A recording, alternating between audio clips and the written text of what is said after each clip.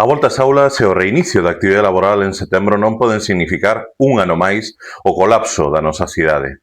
Vigo non soporta máis a falla de previsión e a pasividade do Goberno Municipal de Abel Caballero ante o caos diario de tráfico.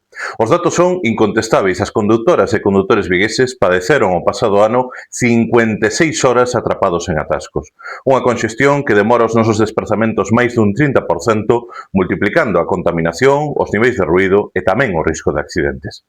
A esta realidade sumaránse miles de desplazamentos diarios nunha cidade minada por obras eternas como a da humanización da Rúa San Roque ou a intervención na Avenida de Madrid, unha arteria fundamental de entrada e saída de Vigo.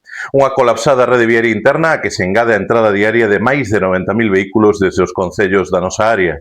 Por iso, desde o BNG, demandamos a posta en marcha inmediata dun plan de tráfico con alternativas reais para que Vigo deixe de ser unha cidade atascada.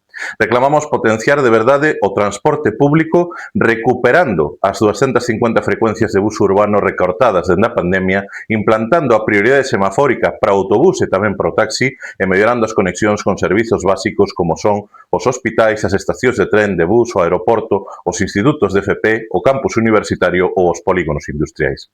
Ademais, temos que insistir en que é imprescindível despregar aparcamentos públicos disuasorios nos accesos á nosa cidade e apostarmos decididamente pola mellora do transporte interurbano a nivel metropolitano.